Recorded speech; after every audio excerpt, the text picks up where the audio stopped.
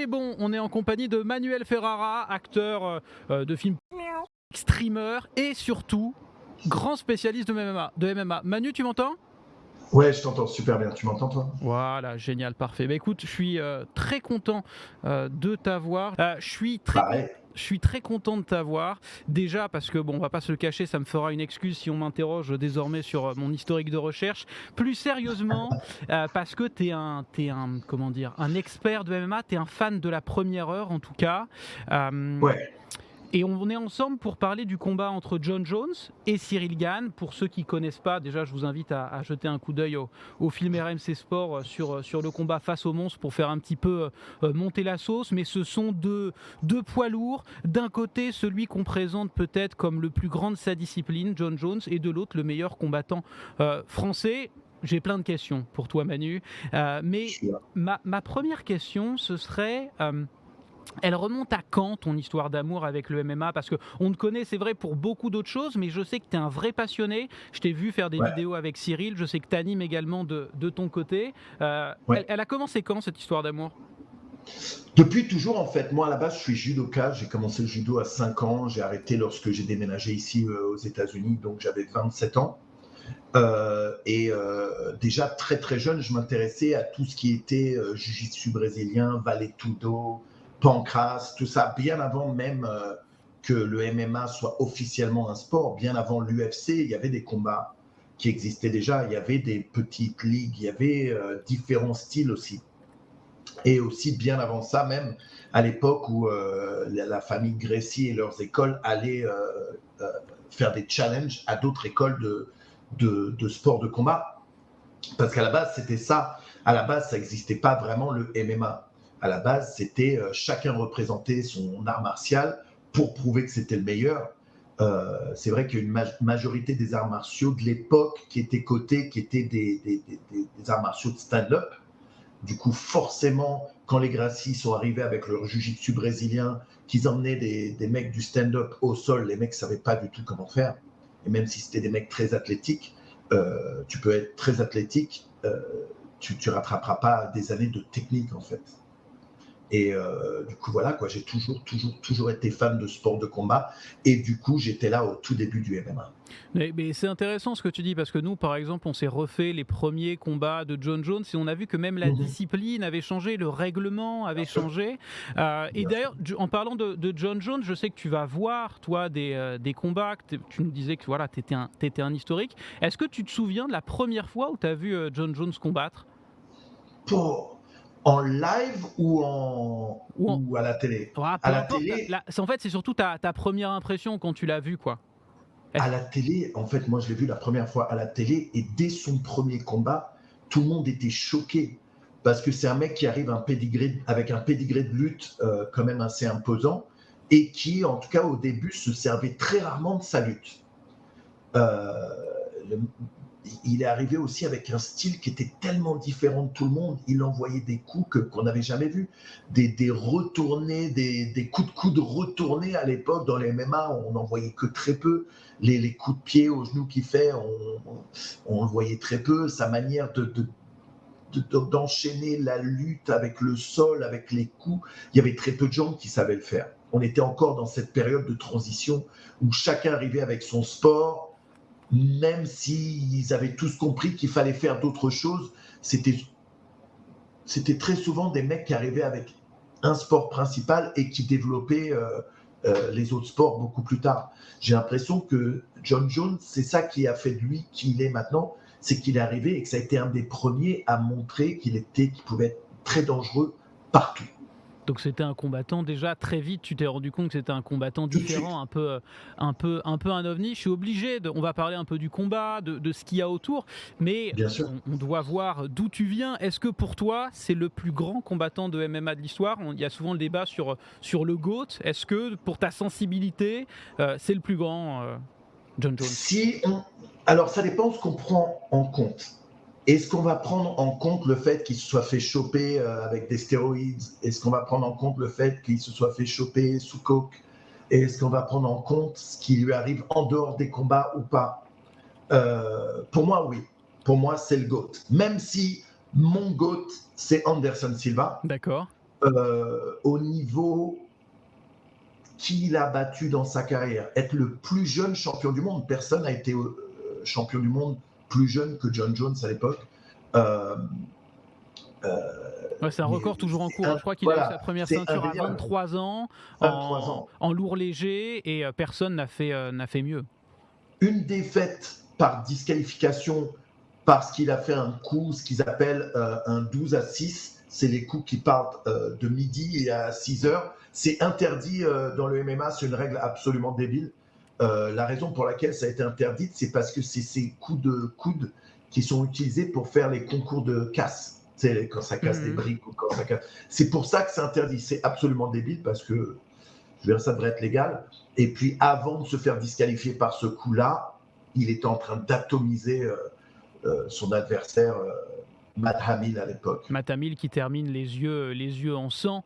Mais c'est vrai que plusieurs fois, on sait aussi, c'est un peu le style d'ailleurs de John Jones qui est souvent à la limite avec les coudes, avec les mains aussi, dans la zone. Avec les doigts en avant. Voilà. C'est très dangereux. Il faut savoir qu'aussi John Jones, c'est le combattant avec la plus grande allonge de l'UFC. Ouais. Même sur le combat avec Cyril, il a une plus grosse allonge que Cyril. Si on parle d'envergure, en fait. Si on parle d'envergure, c'est 2,13 m, et le seul qui est son égal, c'est un combattant justement qui doit faire, je crois, 2,10 m. Stephen Struve. Voilà, qui n'est plus dans l'UFC. Voilà, c'est ça. Mais c'est complètement dingue. Est-ce que c'est un combattant que t'aimes justement les combattants un petit peu avec une face d'ombre, ou tu préfères, toi, le style bon gamin? J'aime les deux styles en fait. Moi, j'aime le style de Cyril. Pourquoi ? Parce que je viens d'un art martial traditionnel comme le judo, où on t'apprend le respect, vraiment le respect de ton adversaire, etc., etc. Mais il y a aussi l'autre côté, c'est le compétiteur, le mec qui veut absolument gagner et qui est prêt à tout pour gagner. Du coup, tu es obligé d'aimer les deux styles. C'est vrai que Jones, il est assez connu pour envoyer des coups un peu limites, tu sais, les chasser aux genoux. Ouais. Les doigts en avant comme ça lorsque tu as cette allonge, c'est très très risqué. Maintenant, son style de combat est tellement incroyable. Quand tu vois que certains de ses combats, ils s'entraînaient même pas sérieusement, ils se défonçaient pendant une semaine avant le main event. Quand il a combattu Gustafsson, il l'a dit, la dernière semaine, il faisait la fête tous les soirs, il était complètement déchiré tous les soirs, il se pointe au combat, quand même il gagne quand même le combat, c'est fou. Là, sur ses derniers combats dans l'UFC, c'est vrai que ça a été des combats qui n'ont pas été ses meilleurs combats, qui n'ont pas été des victoires décisives comme on avait l'habitude. Mais je pense que c'était aussi un gros manque de motivation. D'ailleurs, lui-même en parle. Je pense que les mecs contre qui il combattait, ça le motivait pas. Il y avait plus. Je pense qu'après Daniel Cormier et Gustafsson, ça a été très dur pour lui de trouver des combattants contre qui il était motivé.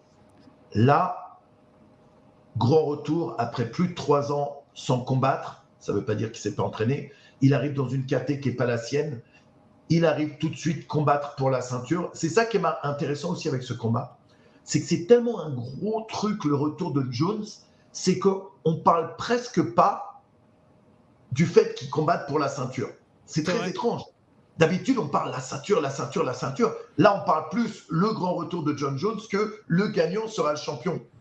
Et ça, c'est fou. Non, c'est dingue parce qu'on en est presque à demander à Cyril qu'est-ce qui est le plus grand, quoi. Est-ce que c'est être le premier à vraiment battre John Jones parce qu'il avait perdu sur disqualification, mais personne l'a réellement battu, ou c'est la ceinture? Et justement, est-ce que tu trouves pas qu'on en fait presque trop avec John Jones, même du côté français, même nous, et en laissant de côté l'espoir France, enfin l'occasion en or que c'est pour le combat en France, quoi?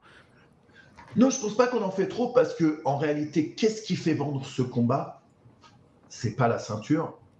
C'est dur à dire, mais c'est pas vraiment Cyril. C'est le retour de Jones. Donc c'est pour ça qu'on appuie le retour de l'enfant prodigue et il combat un mec qui est quand même vénère, quoi. Enfin vénère. Qui a un gros challenge dans les poids lourds. Et moi j'y crois. Moi j'y crois vraiment à la victoire de Cyril. Est-ce que tu seras à Vegas ? Ouais, Alors, j'arrive vendredi après-midi là-bas. bon, génial, j'espère qu'on t'aura en duplex à un moment ou un Avec, autre. avec plaisir. J'imagine que tu connais un peu la ville, on connaît aussi le passé de John Jones. Tu parlais Ouf. justement de moments où il s'amusait à se rincer la gueule avant les combats, et il en parle. Hein. Il dit que c'était une façon pour lui de se trouver une excuse si jamais il n'était pas bon dans la cage. Est-ce que Mhm. tu penses pas que, vu les démons qu'on connaît, consommation de stupes, etc., problème d'alcool, voie de fait, ces démons pourraient pas ressortir à Vegas? C'est pas un piège parce qu'on le voit un peu à Albuquerque, euh, au Ouais, calme en avec plus, son ça, il chien, a changé. mais à Vegas, Ouais. Mais là, en plus, il a changé d'équipe. Maintenant, il est chez Henry Cejudo, il est plus chez Craig Jackson. Il a fait plein de changements dans son camp. Maintenant, combien de fois John Jones, la semaine, disait oui, j'ai tout changé, maintenant je vais mieux, je me drogue plus d'alcool. Et boum, il retombe dedans et il se repasse une semaine après un truc de fou. Il met des coups de tête à des bagnoles de voiture, à des bagnoles de flics, ou alors il se fait choper par les flics parce qu'il a tapé sa meuf. Tu vois ce que je veux dire? Avec lui, c'est toujours ça, c'est toujours le même discours. Oui, j'ai changé, j'ai trouvé Dieu, j'ai fait ci, j'ai fait ça, et en fait, ça retombe dans le même truc. Bien sûr, moi, je lui souhaite que tout a lieu dans sa vie, qu'il règle tout ça et qu'on ait le meilleur John Jones possible. Parce que s'il se passe quoi que ce soit et que Cyril gagne, les gens vont dire bah oui, mais t'as vu, il était comme ci, il était comme ça. Moi, je veux que Cyril, ouais, je suis un fan de Cyril. je Je veux que comprends, je Cyril comprends. batte le meilleur John Jones possible pour qu'il n'y ait pas d'histoire, quoi. Tu penses qu'on aura le meilleur John Jones possible? Parce que, pour ceux qui ne sont pas au courant, ça fait 3 ans qu'il n'a pas combattu. Ouais. Il monte de catégorie. Avant, il était en lourd léger, c'est-à-dire les moins de 93 kilos. Là, maintenant, c'est moins de 120 kilos. Alors, il ne fera pas 120 kilos, il n'y aura pas trop de stress à la pesée, mais ça veut dire qu'il va devoir être à son poids de forme quasiment 20 kilos au-dessus de ce qu'il était avant comme combattant. Est-ce que tu penses qu'on aura un John Jones à son meilleur, à 100%?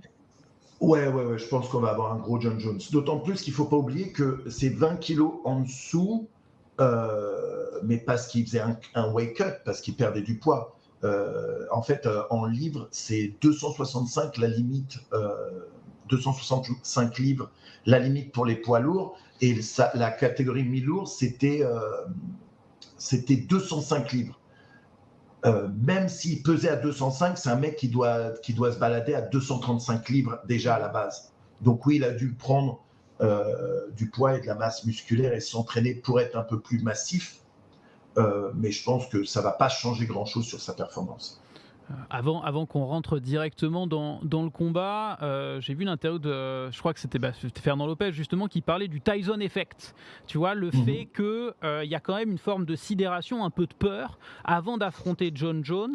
Et est-ce que tu penses justement que la com de John Jones et celle qu'on fait autour de lui, c'est-à-dire que là tu le vois dans UFC Countdown avec son chien d'attaque, tu le vois avec son fusil d'assaut, tout le danger qu'il représente et le trash talking aussi, est-ce que tu penses que ça lui donne un avantage, ou bien un mec comme Cyril Gane arrive complètement à faire la part des choses? Je dis ça parce que j'ai vu que il avait changé ses habitudes, Cyril. Il logeait plus à l'hôtel de l'UFC, mais il avait pris, par exemple, ce que font beaucoup de gens quand ils Une découvrent, villa. voilà, il a pris un Airbnb, une villa, pour être un petit peu à côté. Donc on voit qu'il y a un peu un changement, il y a un petit changement de stratégie. Je pense que Cyril, c'est vraiment l'anti-John Jones. C'est le mec qui, je ne vais pas dire qu'il a zéro stress, mais qu'il est quand même assez détendu. Et il arrive, il ne se prend pas trop la tête. Je pense que la vraie pression est beaucoup plus sur Jones que sur Cyril, sur ce combat. C'est son grand retour, on parle beaucoup de lui, tout ça. Je pense que pour Cyril, c'est un bon combat. Aussi, il faut savoir que euh, les fois où Jones a galéré dans ses combats, c'était parce que c'était contre des mecs qui étaient assez mobiles. Et là, pour le coup, tu tombes sur le mec le plus mobile de la catégorie des poids lourds. Maintenant, on sait tous que Jones a une grosse lutte, et si Cyril a un point faible, entre guillemets, hein, c'est sa lutte. Donc, est-ce que Jones va arriver et essayer de se servir beaucoup plus de sa lutte qu'il faisait dans le passé? Je pense que oui. Pourquoi? Parce que dans sa nouvelle team, un de ses coachs, c'est Henry Cejudo, qui est lutteur olympique, double champion UFC, et qui vraiment, vraiment pousse sur les mecs de son équipe la lutte. Et donc, alors là, tu nous parles justement un peu de la stratégie, peut-être un John Jones qui accentuerait sur la lutte. Ton pronostic sur le combat, tu vois déjà, est-ce que tu vois le combat aller jusqu'à la décision? Quel genre de combat tu vois? Avant de nous dire ton favori, alors je sais que ton cœur bat pour Cyril, le cœur des Français bat pour Cyril, mais sur le genre de combat auquel on peut s'attendre, tu verrais quoi? Alors moi, je ne suis pas aussi décisif que certains. J'ai vu certains dire oui, c'est sûr, de toute façon, John Jones, c'est le GOAT, il va éclater Cyril. Moi, je suis pas.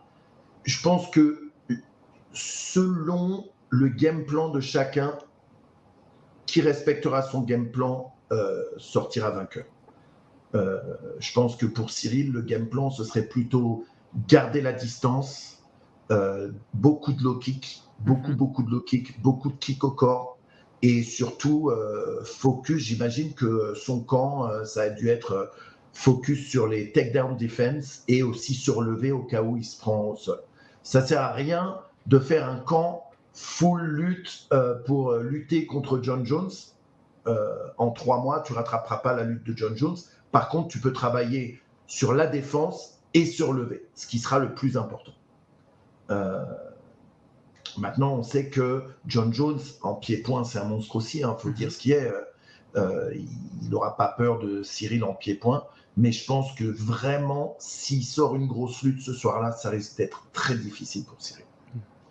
Donc, par exemple, il y a Big Ticket qui, dans le chat, disait bon, t'es familier à Twitch, hein, Manuel. C'est Manu Ferrara TV, je crois, ta chaîne Twitch, donc t'es familier. On a Manu pas mal Ferrara de questions du chat. On va mettre le lien évidemment pour ta chaîne, même si j'ai vu que t'avais 400 000 followers. T'as pas besoin de nous, mais si on peut t'en envoyer un petit peu, c'est avec plaisir. C'est gentil, merci beaucoup. Big Ticket qui nous dit comment tu attaquerais John si tu étais Cyril. Rester debout le plus possible, se relever et se concentrer sur ses points forts, quoi, j'ai envie de dire. Vraiment gérer la distance. Énormément de low kick. Tu veux enlever cette puissance des jambes des lutteurs. Et le meilleur moyen de ralentir un lutteur, c'est de lui enlever ses points d'appui, donc ses jambes. Et donc des low kick, de temps en temps des middle aussi, comme il avait fait contre Tai Tuivasa. Je suis sûr que ça passera. Mais surtout rester à distance et surtout utiliser des combinaisons. Pas juste des kicks en solo. D'ailleurs, Bas Rutten le disait souvent, d'ailleurs. Il faut jamais mettre juste un kick sans rien avec. D'ailleurs, face à Tuivasa, il y avait une stratégie qui avait été mise en place, peut-être pas tactique, mais au niveau de l'attitude, c'était de sortir un peu le côté plus méchant de Cyril, moins respectueux. Cyril a dit qu'il voulait plus dire désolé après un combat. Ouais. T'as constaté cette mue, j'ai envie de dire, face à Tuivasa. Tu penses qu'on va avoir un Cyril méchant? Je pense pas que Cyril, je pense pas qu'on verra Cyril méchant. C'est juste pas dans sa nature. Ça sert à rien d'aller contre ta nature quand tu combats. Il faut évoluer, mais pas changer la personne. Et contre Tai Tuivasa, il n'était pas méchant, même au contraire. Tu les voyais dans la cage, ils se tapaient des barres de rire. Ouais. Tu vois, c'est bon enfant, bon gamin, en fait. Tu vois ce que je veux dire? C'est vraiment ça. Maintenant, oui, on sait que depuis, d'un combat à un autre, il y a une grosse évolution. Ils vont travailler sur d'autres choses. Et il n'est pas là non plus pour devenir le pote de John Jones. Il est là pour battre John Jones et prendre la ceinture. Et d'ailleurs, Cyril dit lui-même que sa priorité, c'est la ceinture. Ce n'est pas la victoire contre John Jones. La victoire contre John Jones, c'est la cerise sur le gâteau. Si tu devais te mouiller, alors plutôt, c'est très compliqué parce qu'il y a des zones d'ombre. Moi, je vous le dis, je suis Cyril à 100%. Cyril à 100%. Top. Cyril à 100%. Je me bats complètement de ce que d'autres vont dire, des fanboys. Écoutez, Cyril, il peut pas battre John Jones. Vous voyez très bien de qui je parle. je m'en bats les couilles. Moi, je suis fan de Cyril, je suis fan de John Jones. Je veux que Cyril gagne. Je ne doute pas que Cyril puisse le faire. Mais je dis pas que ça sera facile. Non, mais je comprends parce que moi, je t'avoue, je suis pas expert MMA. J'ai découvert il y a quelques mois et je tombe amoureux davantage presque des combattants que du sport. C'est quelque chose de différent de toi, mais je trouve que leur parcours de vie, leurs profils sont complètement dingues et tu t'attaches à ces mecs-là. Et c'est vrai que j'ai l'impression, c'est un peu comme, tu vois, lors de la finale de Coupe du Monde France-Argentine, il y en a qui étaient un peu quand même pour l'Argentine parce que c'était Léo Messi et il y avait cette histoire. Et j'ai l'impression vraiment qu'il y a une telle fascination pour John Jones et peut-être qu'il y en a qui aiment pas Cyril et sa team, etc. Mais qu'il y a pas, il y a davantage presque une fascination pour le retour de John Jones qu'un entrain derrière Cyril. Et c'est vrai que quand tu es un peu extérieur, moi je viens par exemple du rugby, etc., je m'en foutrais de tabasser les All Blacks, tu vois. Il y a rien de mieux que tabasser les All Blacks. Donc c'est vrai que parfois je suis un peu surpris des réactions où t'en as presque pas qui attendent la victoire de John Jones, mais je dirais presque qu'ils la souhaitent parce que comme ça, c'est un peu leur idole, quoi. Mais moi, ça ne m'étonne pas vraiment. Je pense que le MMA transcende les nationalités aussi. Tu peux avoir des combattants juste sur qui, tu sais, moi, mon combattant préféré de tous les temps, c'est Anderson Silva, c'est un Brésilien. Juste, j'adorais la personne, son style de combat et la manière dont il se portait en dehors des combats aussi. Même si je suis grand fan de Cyril et plein d'autres combattants français, pour l'instant, ça restera mon GOAT, ça sera Anderson Silva, bien, même s'il est brésilien, pas français. Alors, donc, je comprends, pardon, pourquoi il y a des gens qui préfèrent John Jones. On nous demande si on va stream le combat. Non, le combat il sera sur RMC Sport dans la nuit de samedi à dimanche. Vous pouvez évidemment vous abonner. Nous on vous fera vivre évidemment en duplex l'avant-combat dès midi et puis on diffusera également le MMA GP avec Cédric Doumbé sur le Twitch de RMC Sport. Donc restez avec nous, mais on diffusera pas le combat entre John Jones et Cyril Gane sur Twitch. JLNQS qui nous dit un avis sur le remplaçant à ce combat, un avis sur Pavlovich qui remplace en cas de blessure. Est-ce que tu es surpris alors qu'il a un autre combat prévu qui soit remplaçant? Non, c'est assez fréquent qu'il fasse ça justement parce qu'il a un combat qui arrive prochainement, donc il a tout à gagner en fait. Regarde, à la base par exemple, meilleur exemple, c'est John Jones. Tu sais, John Jones, quand il a pris sa ceinture à 23 ans, à la base, c'est pas lui qui devait combattre contre Mauricio Shogun Rua. À la base, c'était... C'était un ami à lui, je crois, qui il l'apprend juste après son combat. Merde, putain. Il l'apprend juste après son combat et alors c'est dingue parce que il bat Rashad Evans.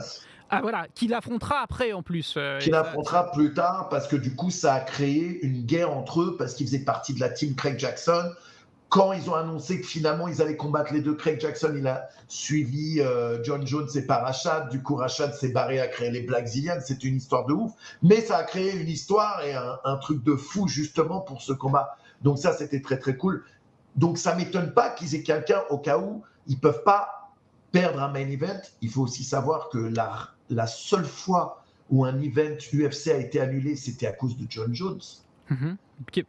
Où ils ont été obligés d'annuler un event complet à cause de lui. Donc, plutôt que de ne pas avoir quelqu'un derrière, ils se disent, bon, malgré tout, ça reste John Jones. Si John Jones se foire, au moins, on peut créer un autre combat. Et Pavlovich, je veux dire, vu les chaos qu'il a mis, vu les combats qu'il a fait ces derniers temps, je crois que ces 3 derniers combats, il finit les mecs au premier round, dont Derek Lewis et Tai Tuivasa. Et Tai Tuivasa aussi. Donc, c'est un combat intéressant. Pavlovich Gane ou Pavlovich Jones, de toute façon, ça reste un combat intéressant, même si Jones Gane, c'est vraiment ce qu'on veut. Ouais, c'est ce qu'on veut évidemment. Simplement sur Cyril, moi j'ai une toute petite inquiétude. L'histoire de l'entraînement et tout, je m'en fous un peu parce qu'à partir du moment où on voit qu'il y a Cyril qui provoque l'histoire, pour ceux qui ne connaissent pas, c'est que Cyril a en quelque sorte quasiment call out John Jones. Donc à partir de ce moment-là, c'est que j'imagine qu'il avait une idée en tête, c'était de le combattre. Quand même, cette histoire de main cassée face à Tai Tuivasa, on voit une cicatrice. Alors je sais, j'imagine que dans les faits, il doit être remis à 100%. On voit qu'il s'entraîne. Ouais. T'as pas peur qu'il y ait un petite appréhension psychologique ou même physiquement? Moi, c'est la seule chose qui m'inquiète un peu. Parce que sinon, je pense vraiment que ça peut le faire. En fait, je pense pas qu'il y ait un combattant MMA qui est déjà allé en combat sans avoir une blessure. T'as raison. C'est un truc qui arrive constamment. Ils font des entraînements de 3 mois, ils font un camp de 3 mois avant d'arriver en combat. Des blessures plus ou moins grandes, ça arrive. Regarde, ça avait été un peu étouffé, l'histoire de Cyril contre Taito Ivasa, mais il s'était cassé une ou deux côtes. Ouais. Tu vois, juste avant, un mois avant son combat, pas vraiment pu s'entraîner correctement. Il fait le combat, il est encore blessé, hein, tu sais. Je pense que là, la main a dû récupérer quand même à 100%. Ils ont fait ce qu'il fallait tout de suite. Il a eu le temps de récupérer. Il est très, très bien entouré aussi. S'il n'était pas remis à 100%, sa team lui aurait jamais dit non, fonce, tu vois. Je pense que lorsqu'ils ont fait le call-out, c'était juste avant un rendez-vous justement avec Mick Maynard et Dana White. Ils étaient venus à Vegas pour le combat de Nassourdine. Ils ont profité pour faire ce call-out juste avant le meeting. Et le jour du combat contre Nassourdine, qu'est-ce qu'ils font? La T-Mobile Arena, ils font une erreur. Ils affichent le truc. L'histoire est folle. Alors que l'histoire est folle. Le frère de Cyril voit ça, il prend la photo, il le publie et boum, c'est parti, ça y est. On était tous fous. Hein. Moi, j'étais à Vegas pour le combat de Nassourdine et on était tous fous ce jour-là. Et même si malheureusement Nassour a perdu ce jour-là, c'était quand même la fête, cette annonce, quoi. Ouais, ça a presque dépassé la défaite, le combat de Nassour à ce moment-là. Ça y est, tu m'as rassuré sur cette histoire de blessure, mais c'est vrai, il y avait, Cyril était blessé à la côte avant d'affronter Tuivasa. Ngannou aussi était un peu, nous le rappelle Parmouzan dans le chat, qui était touché au genou avant d'affronter Cyril. Ça fait partie intégrante de ces combattants. J'ai quand même une petite question sur l'après. Alors on se projette un peu. Alors déjà, il y a le combat dans la nuit de samedi à dimanche sur RMC Sport, mais on a vu, je crois que tu étais à l'UFC Paris, on a vu à ce moment-là le MMA français, tu peux nous raconter, rentrer dans une nouvelle dimension. T'as la chair de poule? J'en ai la chair de poule. Juste, écoute, sans mentir, j'ai dû faire une 50aine d'UFC live. J'ai jamais été dans une arène où ça criait aussi fort. Bercy, tout le monde a mis le feu.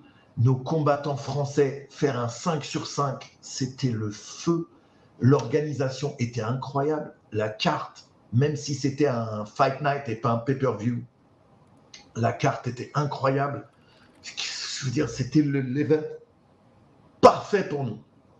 Parfait pour nous. Est-ce que tu penses qu'avec une potentielle victoire de Cyril, et je te proposerai après le scénario différent, on peut encore basculer dans une nouvelle dimension? Parce que là, ça va intéresser, j'ai envie de dire, des médias qui sont même pas de sport, quoi. Bien sûr, bien sûr. Non, mais déjà, tu vois la progression de Cyril en France avant la période de Cyril, Nassour, tout ça. On a eu des grands combattants de MMA en France. Vraiment, des mecs incroyables. Et on n'en a jamais autant parlé, en fait. Maintenant, il y a eu un vrai engouement. Je pense que, la légalisation des compétitions en France a énormément aidé. Finalement, on sait tous que pendant tellement d'années, la Fédération française de judo essayait de bloquer. Et moi, je suis judoka à la base, mais je sens que ça t'énervait. Mais moi, ça m'énervait. Moi, Rouget qui passait à la télé, qui faisait vieillard sénile lorsqu'il parlait des clubs de MMA qui étaient des centres de recrutement pour ISIS ou pour Al-Qaïda, je ne me rappelle plus. Il avait dit une connerie comme ça. Il avait dit une merde impossible. Alors que nous, ça fait des années qu'on a des représentants dans le MMA français incroyables. Tu vois, des Carla Moussou, Michael Lebou, Cyril Diabaté, tous ces mecs-là qui ont fait des grosses carrières quand même dans le MMA et qui n'ont pas, peut-être même un petit peu trop tôt, en fait, finalement. Ces mecs-là auraient été des plus grandes stars aujourd'hui qu'à l'époque de leur carrière, en fait. Même si certains combattent encore, hein. C'est vrai que ça doit être des petites blessures pour eux de voir l'ampleur que prend le sport maintenant, la couverture médiatique, les revenus aussi, et de se dire qu'ils sont peut-être arrivés 10 ans trop tôt.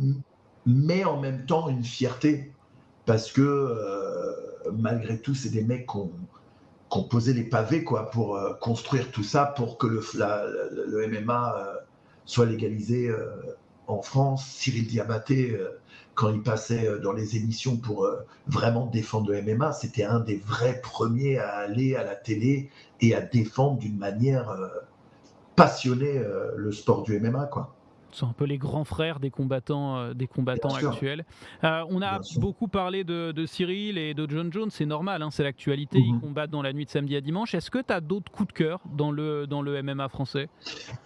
Dans le MMA français, écoute, déjà, tous ceux qui étaient sur la carte à Paris, qui nous ont fait vibrer, tous. Maintenant, moi, il y a 2 Français qui me font kiffer, c'est bien sûr Saladin Parnasse. Qui est exceptionnel. Qui combat au KSW, pour ceux qui ne savent pas, on diffuse également le KSW sur double champion au KSW. Mansour Barnaoui, quel monstre. Au Bellator, cette fois. Ouais, il faut savoir que Islam Makhachev, le champion UFC, dit que le combat le plus dur qu'il ait eu dans sa carrière, c'était contre Mansour, quoi. Et ce serait ouf de revoir un Islam contre Mansour Barnaoui. Le mec, il est exceptionnel. Après, on a tous les nouveaux qui arrivent. Cette nouvelle génération est absolument folle, quoi. Quand tu vois Baki, tu vois. Qu'on a reçu dans une interview by Sangour. Bien sûr. Mais c'est vrai qu'on a de la chance. Il y a tellement de noms.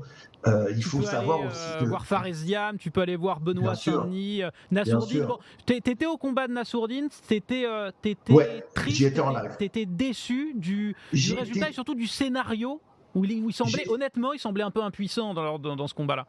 J'étais triste et déçu parce que je pense sincèrement que Nassour pouvait le prendre. Je pense sincèrement que Nassour pouvait le prendre.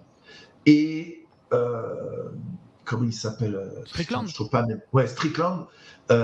Il a beaucoup parlé et tout ça. Au dernier round, il était rincé. Il a fait que accrocher. Et c'est là que justement Nassour a commencé à vraiment se laisser aller et à taper. Mais bien sûr déçu. On voulait que Nassour batte Strickland. En plus, Strickland avait très mal parlé. Maintenant, il fait ça tout le temps. Il est complètement taré, on ne va pas se le cacher. Il nous fait marrer. Au contraire, même s'il dit des trucs sur les Français, c'était quand même drôle. Mais je pense vraiment que Nassour pouvait le prendre. Alors, on a des petites questions du chat, pêle-mêle, je vais te les poser. Alors déjà, tout le monde salue tes connaissances. Alors, ils te découvrent, mais parce que tu es vraiment un peu une bible du MMA. Il y a un sujet qui fait souvent débat. Moi, je trouve qu'on devrait changer ça, mais c'est Emeric qui demande ça. Non, c'est pas Emeric, pardon. C'était une question sur le cutting. Est-ce que tu penses qu'on devrait changer les règles en sachant qu'à l'UFC, la pesée n'est pas le jour même. Il y a des compétitions où la pesée est le jour même, etc. Est-ce que tu penses qu'on devrait revenir au règlement actuel de l'UFC ou pas sur le cutting? Ou bien, toi qui es habitué à cette règle, elle ne te dérange pas? C'est Tomao qui posait la question, pardon. Alors, ça ne me dérange pas, parce que c'est pas moi qui le fais, surtout. Non, mais c'est assez compliqué, cette histoire de cutting. Tu vois, par exemple, le ONE FC, ils ont une règle qui est très différente de l'UFC, et du coup, ça évite le genre de problème que le weight cutting peut amener.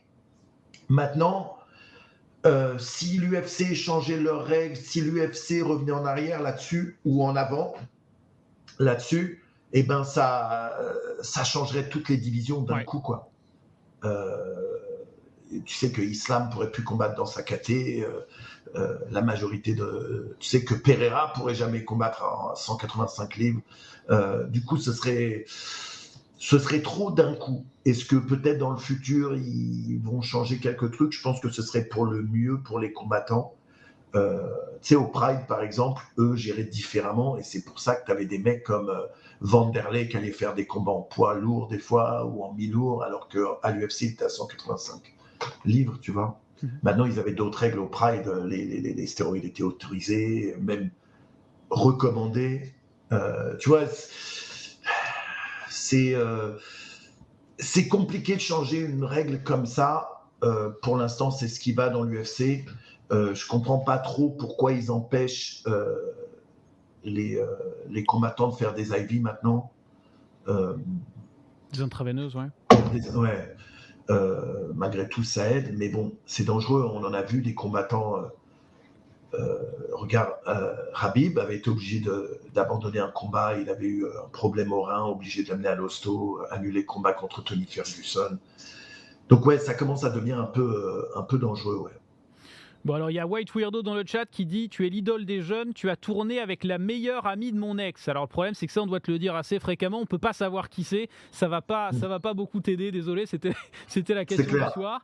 Moi, j'ai une petite question, la future, alors il y a Bonical qui va, alors, ma prononciation va être douteuse, mais qui va combattre. Est-ce que toi, il y a une petite pépite à suivre, pas encore sous les radars, qui t'intéresse particulièrement en MMA? Pas encore sous les radars. Je veux dire, tu vois, un coup de cœur, comme quelqu'un qui te semble capable peut-être de, je sais pas, de changer la discipline, un ovni, ou bien quelqu'un auquel tu es particulièrement attaché, français ou pas. Mais est-ce qu'il y en a un, tu dis, celui-là, je veux pas rater son prochain combat? Bah, il y en a plein, tu vois, mais Khamzat Chimaev, maintenant, il passe pas sous les radars. Le mec, il est présent, mais quoi qu'il fasse, peu importe contre qui il va combattre, c'est toujours excitant de le voir combattre. Parce que pour moi, tu vois, il fait partie de ces combattants de l'Est qui font des combats qui donnent envie de regarder. C'est malheureux, mais pour moi, Khabib et Islam, c'était des combattants efficaces et ils font leur taf, ils font ce qu'il faut, mais c'est pas les combattants les plus excitants à regarder. Pas spectaculaire, quoi. Maintenant, c'est mon avis. Je sais qu'il y a plein d'autres personnes qui vont pas être d'accord, qui pensent que Khabib c'est le GOAT, tout ça, et peu importe. Moi, c'est pas les mecs qui me motivent. C'est pas les mecs que Khabib, à part son combat contre Conor, il a jamais combattu quelqu'un où je me disais exceptionnel. Quel combat, quoi. Tu t'es pas régalé. Ouais. Tu vois, Khabib a fait du Khabib. Il emmène au sol, il domine, il écrase et c'est fini. Et c'est super. Hein, et la victoire, c'est le principal. Mais il y a des gens, quand tu les vois combattre, ça te fait un vrai truc, tu vois. Moi, je suis content. Là, par exemple, il y a Gamrot qui combat ce week-end aussi. Super combattant polonais. Très bon combattant, d'ailleurs, à suivre. Allez, je vais prendre une dernière question peut-être. Enfin, n'hésitez pas dans le chat si vous en avez encore, mais on va pas te garder trop longtemps non plus. Neliox qui demande, alors je change un petit peu parce qu'il n'y a pas vraiment de champion en titre pour ce combat, mais est-ce que tu penses que si ça en va à la décision, il faudra que Cyril en ait fait beaucoup plus pour prendre la ceinture? Est-ce qu'il y aura un petit avantage quand même, John Jones, parce qu'on sait qu'il est couvé quand même par l'UFC? Déjà, c'est aux États-Unis. John Jones revient. C'est le plus grand nom de l'UFC. C'est malgré tout considéré comme le GOAT, malgré tout l'ancien champion. Et comme ils disent aux États-Unis, to be the champ, you have to beat the champ. Et je pense que d'ailleurs, c'est ce qui s'est passé dans ces quelques derniers combats où c'était des combats qui étaient vraiment justes. Mais il a gagné parce que justement c'était John Jones et que c'était le champion. Si ça avait été deux anonymes, le résultat aurait pu être différent. Différent, ouais. Quelques petites questions. Qu'est-ce que tu penses de Paddy Pimblett, qui est un peu... alors c'est marrant parce qu'on a eu Benoît Saint-Denis, on a eu Faresiam, on leur a demandé qui était le combattant le plus surcoté à leurs yeux, lequel ils aimeraient taper. Ils ont tous dit Paddy Pimblett. T'aimes bien, toi, les combattants comme ça qui amènent un peu, qui sont marrants, qui vont faire beaucoup sur les réseaux sociaux, qui parlent beaucoup, mais on a peut-être un doute sur leur vrai talent de combattant? J'adore. C'est des mecs qui arrivent avec de la hype et surtout, c'est des mecs qui mettent les yeux sur le MMA et qui créent des nouveaux fans. Il y a beaucoup de... On connaît les champions. L'UFC, ils ont compris que maintenant, il y a deux manières de vendre des combats. Okay, il y a les titres et il y a ce qu'ils appellent aux États-Unis les hype trains. C'est les mecs qui ont une hype derrière eux. Tu sais pas pourquoi. Les gens les suivent et les kiffent. Donc, en ce moment, il y a Pimblett, il y a Khamzat, il y a O'Malley, il y a Bonical qui arrive, il y en a quelques autres qui arrivent aussi. Et c'est des mecs qui font parler d'eux et qui ont déjà des noms alors qu'ils sont encore assez novices dans l'UFC. Pimblett, je pense qu'il est legit, c'est un bon combattant, c'est un gros combattant. Est-ce qu'il est surcoté? Oui. Je pense sincèrement... que la hype a dépassé le niveau réel du combattant. Bien sûr. Mais c'est bon pour l'UFC. Ça leur permet de vendre encore plus de pay-per-view. Et du coup, les champions sont contents d'avoir ces mecs-là sur leur carte. Parce que même si c'est des champions qui ne vendent pas, ces mecs-là vont vendre des pay-per-view pour eux. Et comme tu sais que lorsque tu es champion, tu prends des points de pay-per-view, c'est bien de les avoir, ces mecs-là, avec toi. Ouais, ouais. Bah, moi j'ai une question un peu perso. Alors tu viens du judo, c'est peut-être pour ça aussi que tu aimes bien Baisangour qui vient aussi de là. À mon avis, c'est pas anodin.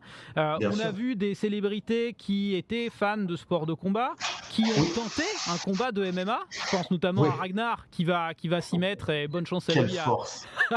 Est-ce que Quelle force. Qu'est-ce que je l'aime.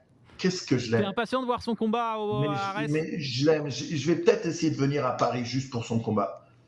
Mais c'est tellement un bon gars, le mec, et tellement humble, tellement drôle, tellement sympa. Le mec, il se prend pas la tête. Moi, dans ma vie, je veux me mettre des challenges. Je fais le combat. Je suis pas un combattant MMA, mais j'ai envie de me tester. Ils lui ont pas fait de cadeau. Hein. Son adversaire, c'est du sérieux. Hein. C'est pas un rigolo. Mais quelle classe. Il est ouf. C'est un truc que moi, je ferais pas. Hein. Alors justement, toi, tu n'as jamais été tenté. Alors maintenant, peut-être pas. Il y a 5-10 ans. J'ai des genoux. J'ai 47 ans, j'ai des genoux de 76 ans. Même si aujourd'hui, je fais beaucoup de jiu-jitsu brésilien, un combat MMA, ça m'intéresse absolument pas. Moi, je suis dans l'amour, je suis pas dans le combat. Tu sais. Bien sûr, tu es pour le contact physique, mais plus doucereux. Tu aurais été. Je suis pour le ground and pound. Voilà, c'est ça, très bien. Bah, sur ces jolies paroles, je vais te laisser, Manu. Merci pour tout. On va envoyer évidemment ta chaîne Twitch dans le chat. Merci beaucoup. Merci à toi, ça m'a fait très plaisir de t'avoir vraiment. Pareil. Parce que t'es un passionné et t'arrives vraiment à transmettre ta passion. Donc je sais pas que demander de plus. On essaiera peut-être de se faire un live, un duplex, soit évidemment de Vegas, soit si tu viens à Paris avec plaisir. Merci beaucoup, Manu. Super. Et à la Merci prochaine. à toi. Merci les potes.